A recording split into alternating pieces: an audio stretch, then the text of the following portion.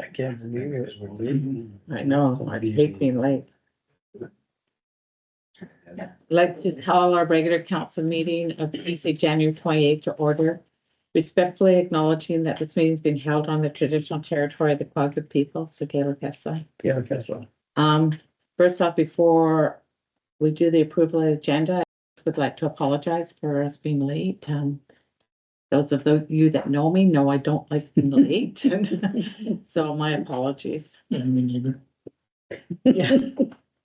May I have approval of the agenda as presented? Counselor Tidbury, seconded by Counselor Exmo. All in favor? Carried. We have the minutes of the special council meeting held January 14th for adoption. Moved by Counselor Technol, seconded by Counselor Dorwood. All in favor? Carried. We have the minutes of the regular council meeting held January 14th for adoption. Moved by Counselor Smith, seconded by Counselor Dugas. All in favor? Carried. And we have delegations, the Port Hardy Fire Rescue Service Award, Lieutenant Lionel Gunson. Come on over.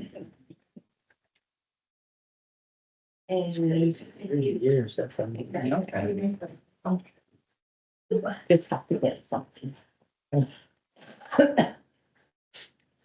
Horrible glare, so I'll have to leave the way. Okay. Louise is just going to get it, right? Oh, yeah. I was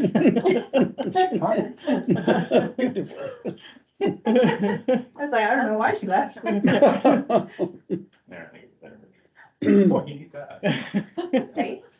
Thank you, Louisa. Don't need to run. So thank you, everybody, for being here.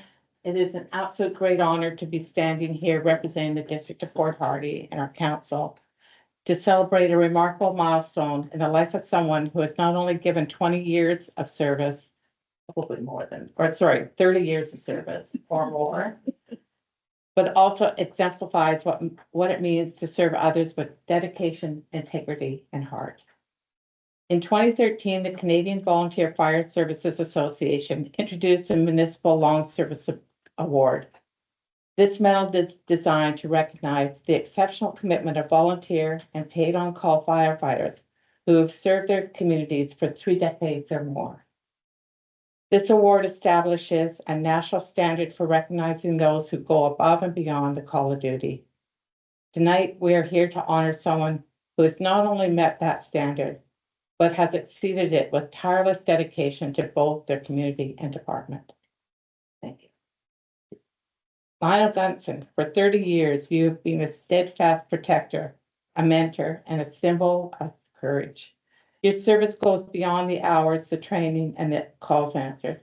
It reflects your unwavering commitment to ensuring the safety and well-being of those around you. The first bar to the Fire Service Exemplary Service Medal is presented in recognition of 30 years of loyal service to public safety in Canada. It represents a standard of excellence in firefighting, but it's clear that the impact of your service cannot be measured by just medals or titles. It's felt in the lives you've touched and the legacy you've built within this community. Lionel, thank you for everything you've given, and congratulations on receiving this well-deserved recognition. Your dedication is an inspiration to all of us and other firefighters.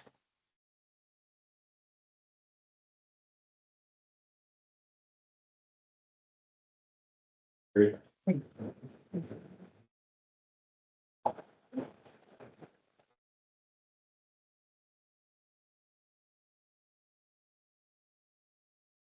Can I squeeze in together? I'm just gonna use this one. Like this.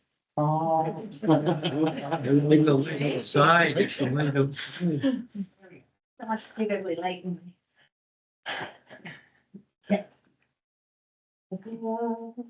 One, two, three, smile. 1, 2, 3, smile.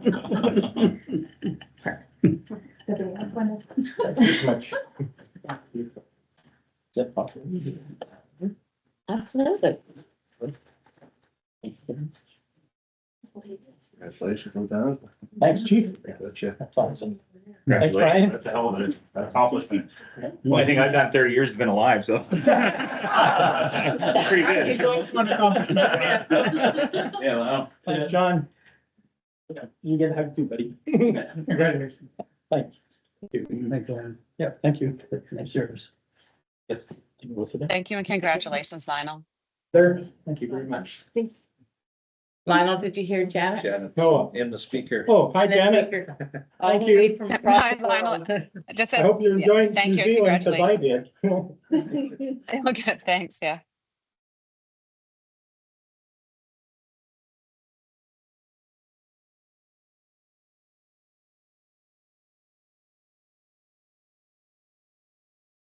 Right, so we have our council action item report for January for information. Any comments? Under new business, we have the resolution to the Association of Vancouver Island Coastal Communities regarding power supply investment on the North Island. So we have the resolution that is listed there. I'll make that motion. Moved by Council Texmo, seconded by Councillor Robertson. Everybody okay with the wording? Councillor Smith? So this is one that we want to ultimately bring forward to, UBCM as well. Is there any way that we want to have like certainly noticing us, but also rural communities as well? So it's encompassing for the whole province? Is that? Or should we just have it limited to us? That's a really good question. Yes. If I may, Mayor. I think the only caution is that there's probably gonna be other resolutions that may come forward where they're going to ask for an amendment from the floor. And so I think at that time, that's when that can get handled, but because we are trying to focus specifically on the North Island, the fact that there's lots of other investment for power going on in other rural areas and in mainland BC. I think we need to focus on this one. However, that being said, the sponsors can choose to either amend or not in advance of the UBCM. And sometimes if they get a bunch of them together, they'll call us ahead of time and say, just so you know, there's about 3 different ones coming forward, so maybe we can create an opportunity to compare it all together. So there will be an opportunity. Thank you. So can I just make a suggestion? And I know I looked at this before and so just bringing up what Councillor Smith said, can we add the word rural into the resolution? So then, because I keep thinking of all the communities or all the businesses in Campbell River that call themselves North Island. And so, Themselves rural sometimes. too. and I know they can sometimes consider themselves rural as well, but if we put rural communities north of Campbell River. Mhm. Need to change the North Island from Sable North. Well, yeah, it's But we've got Gold River Gold too. River. Well, that makes sense too, yeah, Gold River North, really. yeah. Not Catholic, Yeah, but yeah, speak. it's like a building. Councillor Robertson? Yeah, I just wanted to say that I think the motion is timely. Well, it would have been timely 10 years ago too, but that's but that we have run into sort of competing philosophies. That we are of the opinion, firm opinion, based on a lot of information that in the movie metaphor, if we build it, they will come. How we look at economic development in the North Island is we need the power and the economic development will follow. BC Hydro, and to a lesser extent, the government is of the opinion that we have sufficient power here currently, and that if they get an order for power, then they will build it only then. In other words, we will build it when they come. So they are competing economic philosophies, and our job right now is to convince government and BC Hydro that our philosophy should prevail here and that development will happen after the power comes. So that if they do not have the firm commitment of a mine happening here within X number of years, that there is still sufficient reason to build, to increase the capacity of the power line. So, you know, that's me. Councilor Jacobs? Yeah, I'm just gonna reiterate what Fred was saying, but I think we ought to take into consideration what the mandate from the province has been coming down. They say green, green, green, okay. Well, this is an opportunity for green too, because we could put, well, probably Another 900 to 1,000 megawatts of power coming. up coming off of the North Island here with our wind farms. Yeah, but we don't have, the lines aren't big enough to take the capacity. They won't take any more down island, so we're very limited to try to build on what we already have because they haven't given us the infrastructure to do it. And also, they said that unfortunately, when they were talking about that $36 billion that they put towards improving the hydro in the province, not necessarily hydro, but green or whatever it might be, run of the river, that they only didn't have much dedicated for the north of Gold River on the island. They've allocated, they're gonna put $3 billion on the island, but they've never said anything north of that. So we have to make a point that we can't be forgotten. Because they're talking about everything down island, they're not talking about nothing on the north.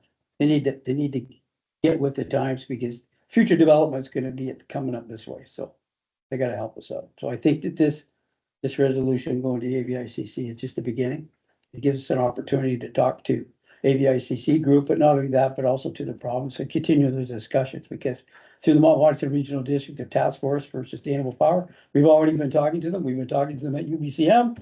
We've been talking a lot to them, but now we gotta start putting the pressure on and hopefully we will be able to continue on those conversations with Anna Kindry, our new MLA in our area, to help us to keep that moving at the provincial level. So that's my 2 bits. Thank you. We have a comments? I'll call the question. All in favor? Any opposed? Carried. Under correspondence, we have from MP Ryan Turnbull, Parliamentary Secretary, regarding agriculture consultation invitation response for information. Any comments? I just think it's great that we're given an opportunity to continue those conversations, right? Yeah. With agriculture. I think it's Nice awesome. that haven't come here in person. Yes, it would be.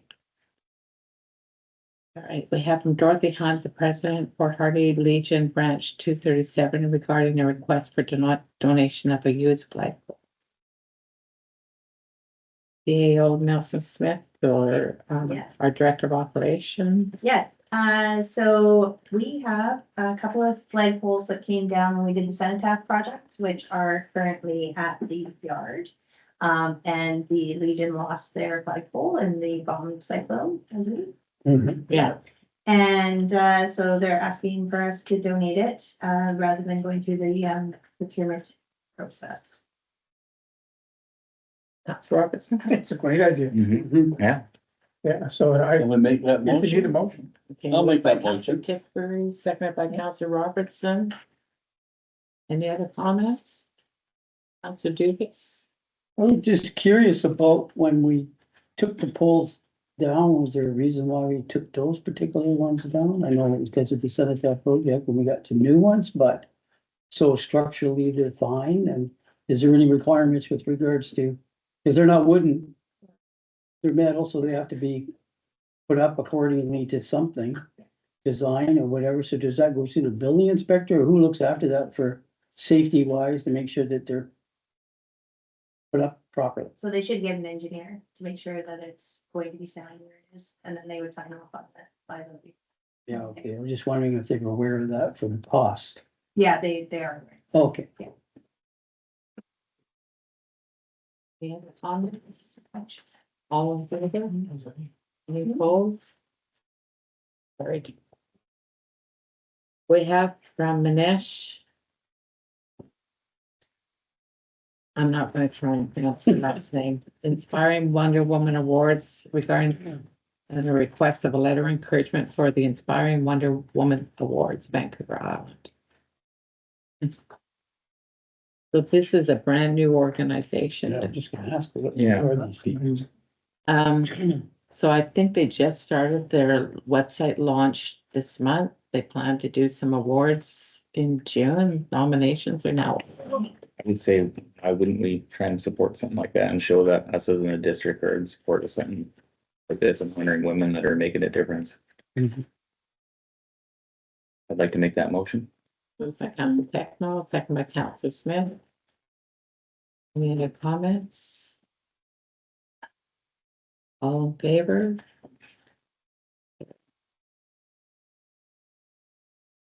Okay, we have the draft minutes of the Bear Smart Committee meeting held January 14th, 2025. For information. Council Smith, do you have anything you wanted to highlight? Just our Bear Smart week is coming up. And yeah, we need volunteers. So, Mhm.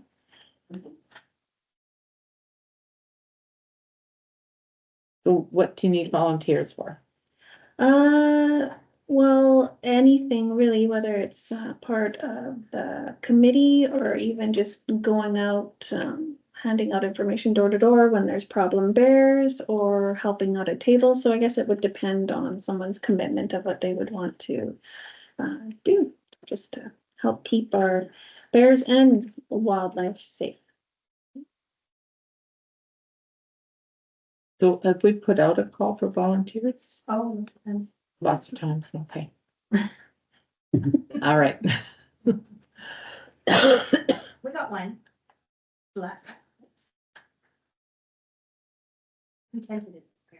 Oh, that's good. So stay tuned. Okay, thanks. So we have the draft minutes of the Policy and Governance Committee meeting held January 14th for information. And out of that committee meeting came a number of recommendations. So I just wanted to thank Councilor Robertson for reminding us about going forward and looking at the policies. Mhm. And so we are. And we're going through different policies and updating them and or deleting them as needed. So do that. The first recommendation was that the policy and governance committee recommended to council that the following policies be deleted. CP 13.15, the Twinning Society, CP 3.15, sick time during pandemic, and CP 4.3, firefighting training standards. Moved by Councillor Tidbury, seconded by Councillor Robertson. Any comments?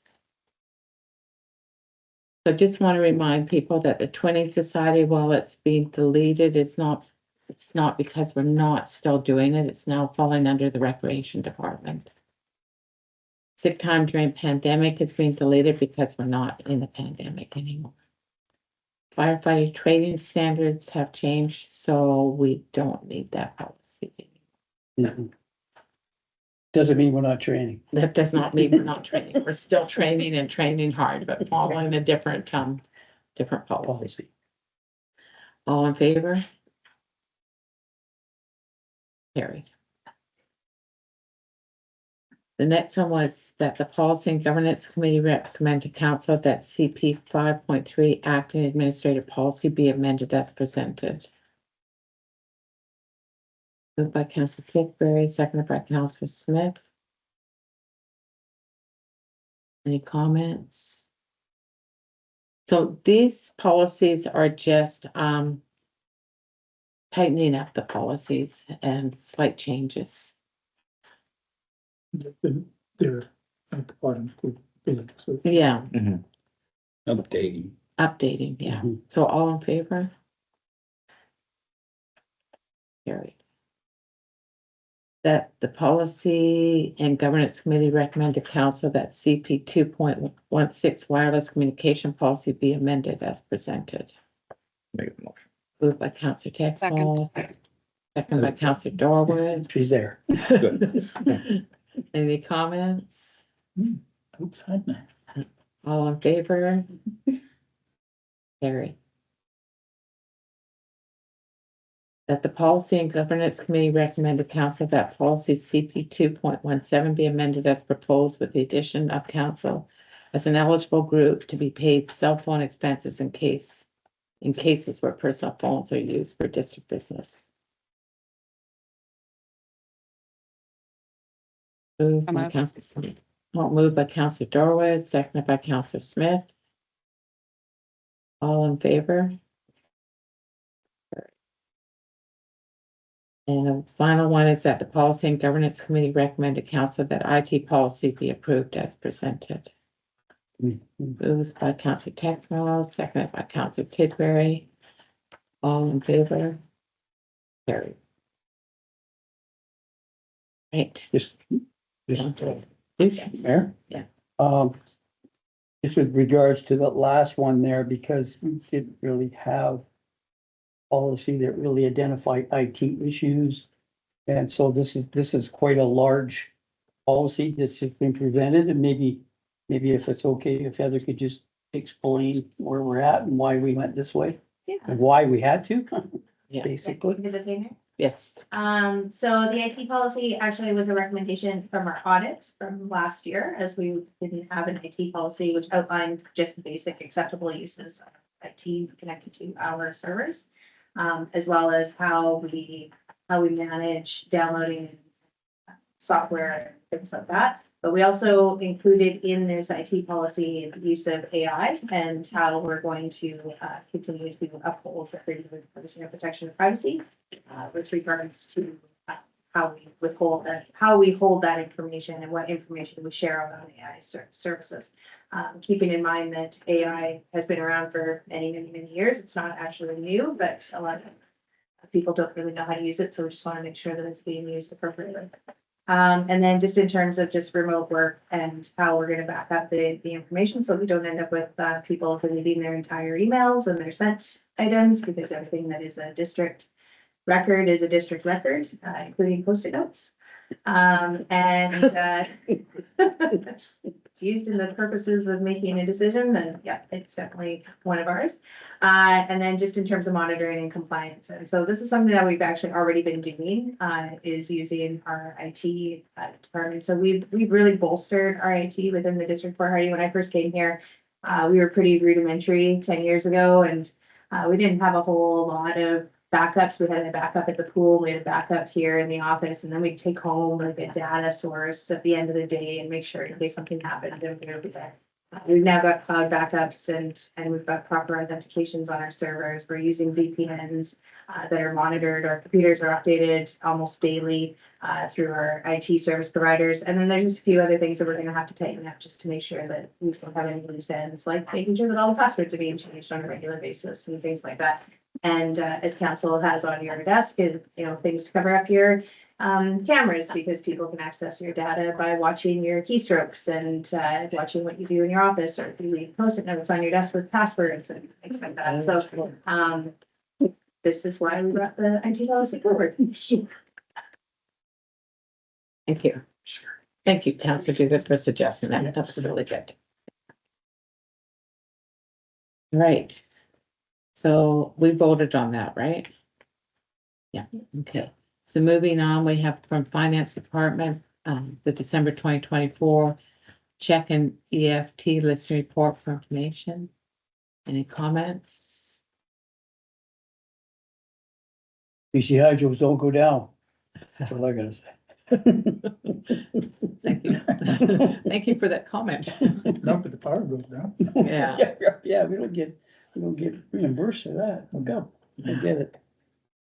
From our CAO Heather Nelson Smith regarding Fire Smart Coordinator funding opportunity. So that there is a recommendation, but as well a report that was fairly detailed. CAO Nelson Smith, do you want to speak to it at all? No, I just, the only comment that I would have is I think that it's a really good opportunity for us to work with the Quadgate on developing a Fire Smart program.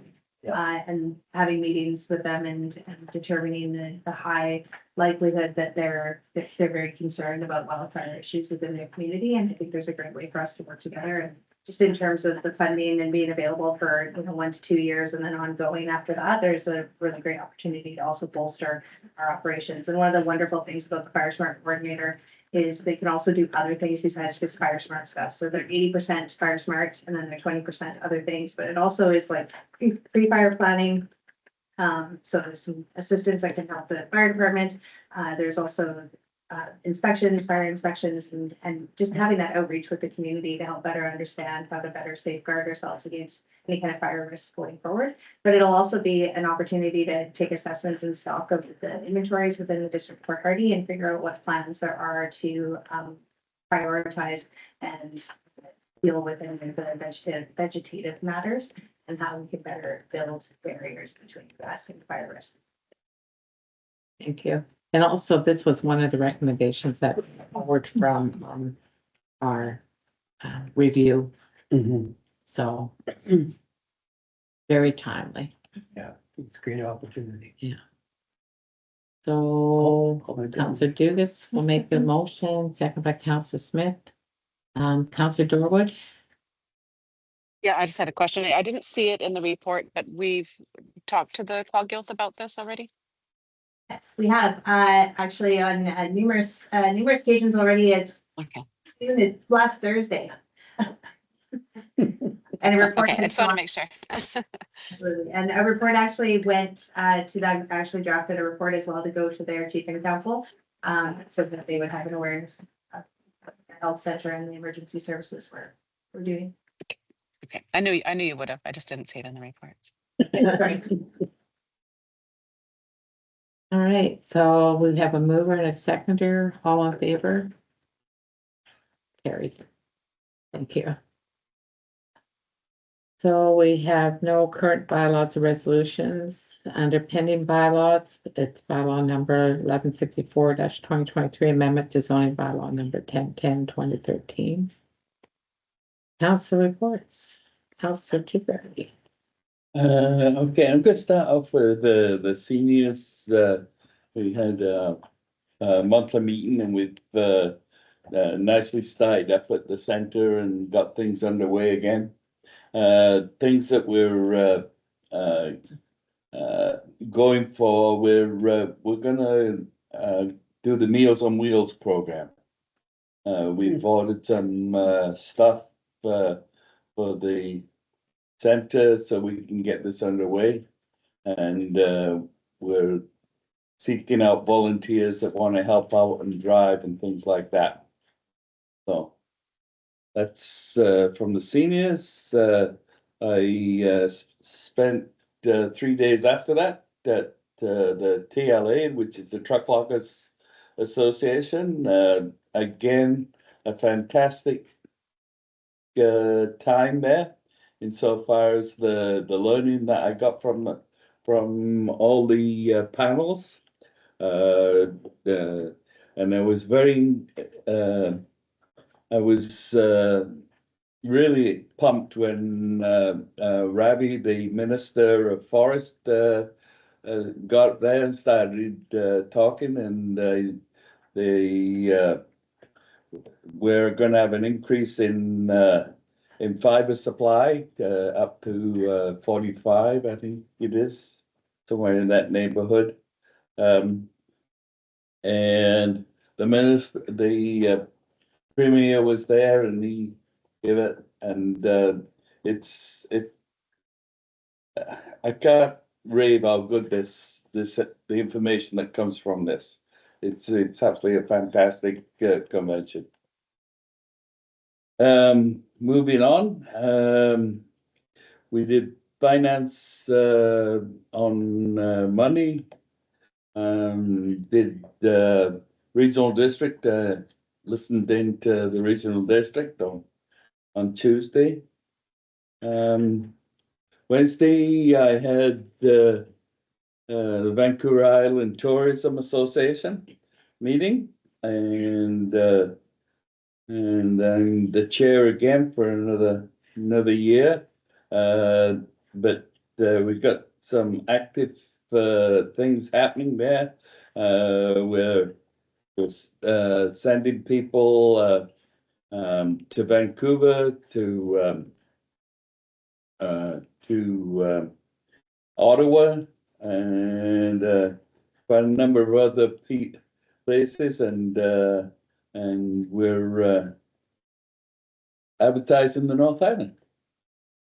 And of course, the Telegraph Cove, will be up and running this year. So just slightly a little difference. I think they're bringing in food concession people to do the food, but they'll have buildings so they can do the kayaking and do the whale watching and things like that. So that's full steam ahead on that. You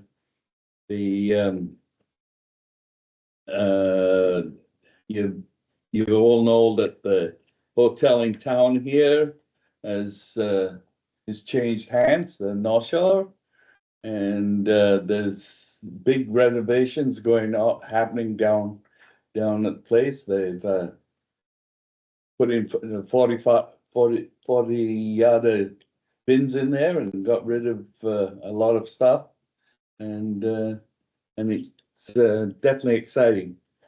The kayak people, their bookings are way ahead of last year, but one of the problems that they're running into is accommodation for their people. Like most of our accommodation goes to the ferries in the North Island.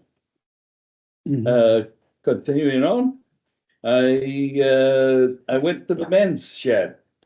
This is a new organization, kind of looking for people to join it.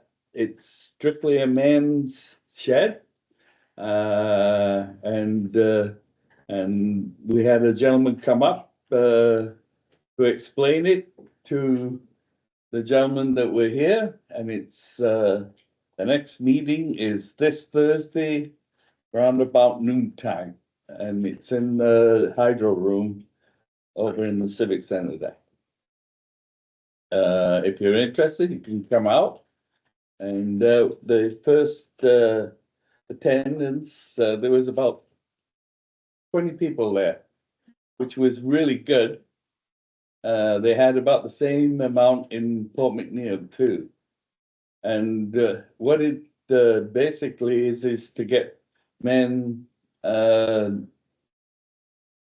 chatting, and also to find projects, like go paint somebody's fence or put a door or some things like that. But so that's that. What else did it? Oh, I attended the open house of NIF. Is it NIF? Nice. That was nice. You should go in there and see just how much has been done in there. It's quite a bit. And tourism, that's it. Oh, and yesterday I had my emergency meeting here at noontime, and we're talking about other tabletop programs that we're going to go, and we also talked about things that was coming up as far as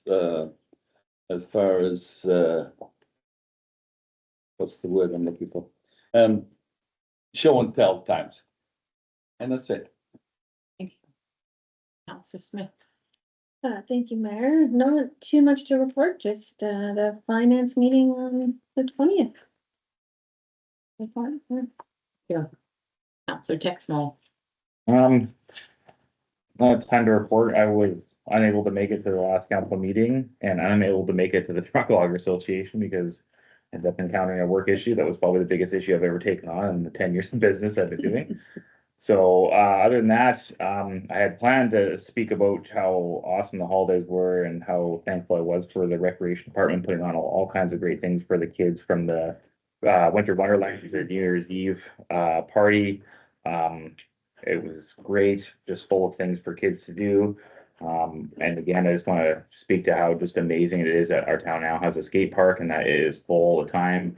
And I'm getting nothing but amazing compliments and remarks and stuff from everybody that everyone's so excited about it and looking forward to build more onto that. So, other than that, that's it for me. Thank you. Counselor Dukas.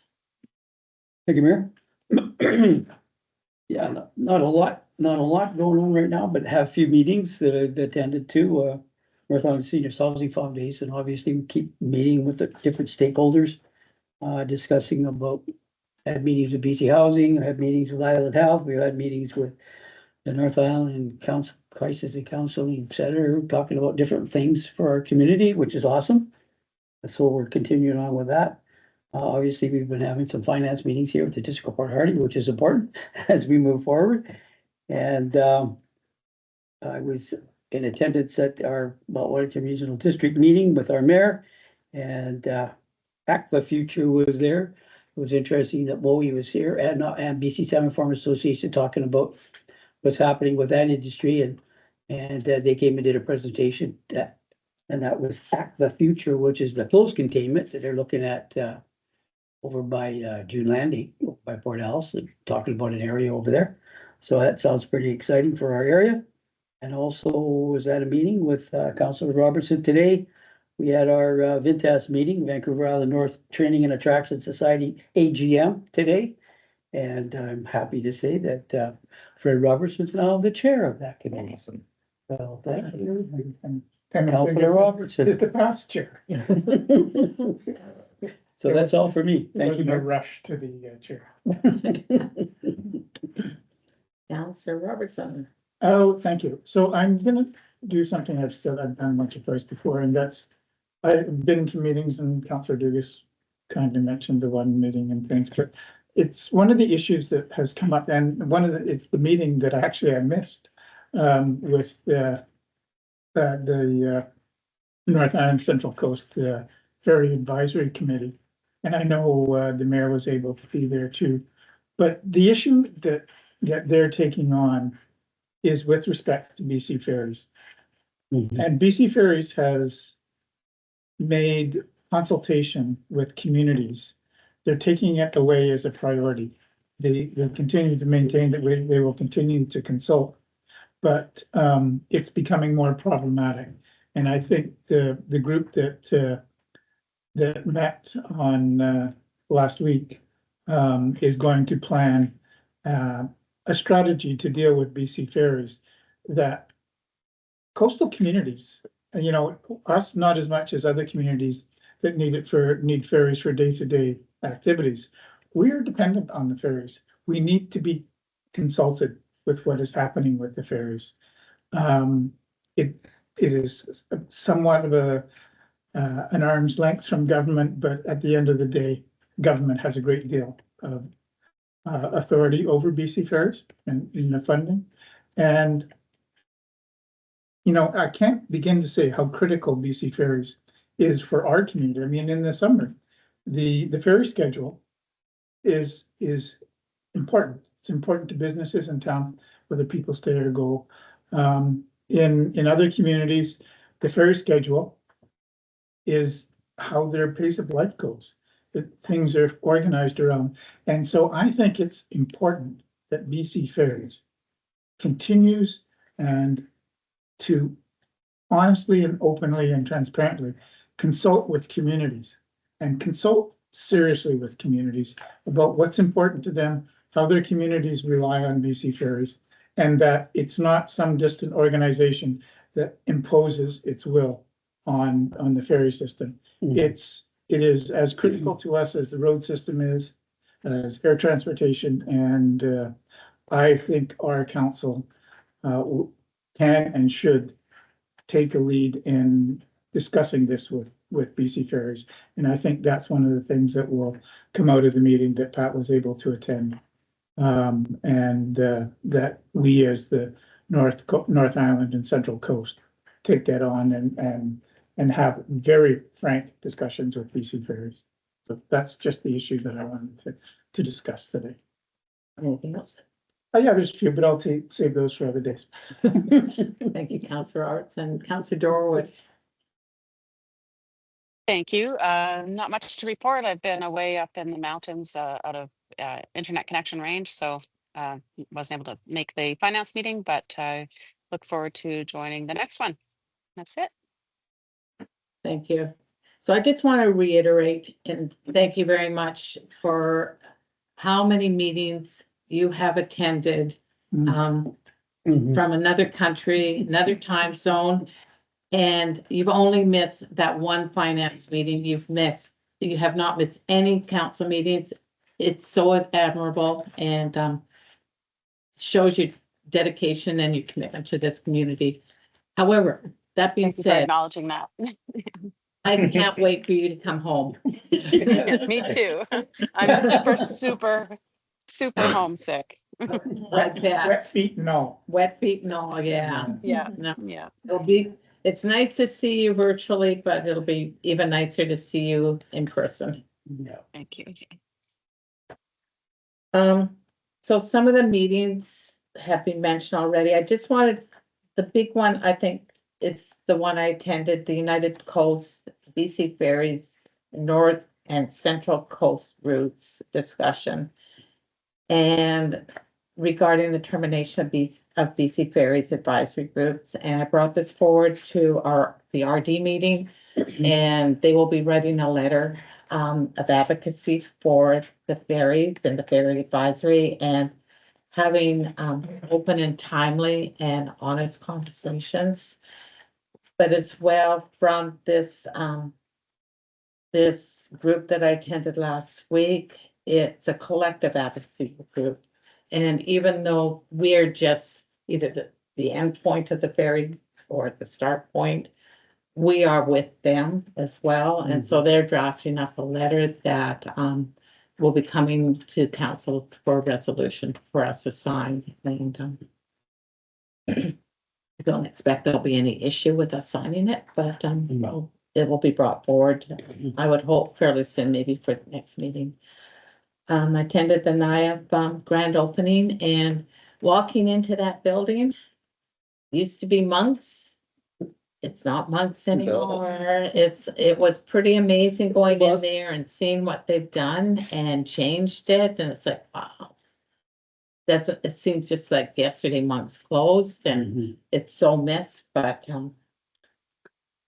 yeah, nice new building. It looks great. And speaking of businesses closing, used to be Ace Hardware. It's been taken over by another company and that company has folded. So all those stores will be closing across Canada. And there's only 2 in BC. And unfortunately, one of them is our community, and that has been it's a huge loss to the community. And when I was talking to the staff, they don't know if they got notice on Friday. Monday, they got the sign that they had to put out, and they don't know if it's going to be shut down in 2 weeks or 6 months or quite what's happening. They're gobsmacked, and I felt so bad talking to them. That's terrible. 40 years. Yeah, That's been there for, I guess, 40 years. Yeah.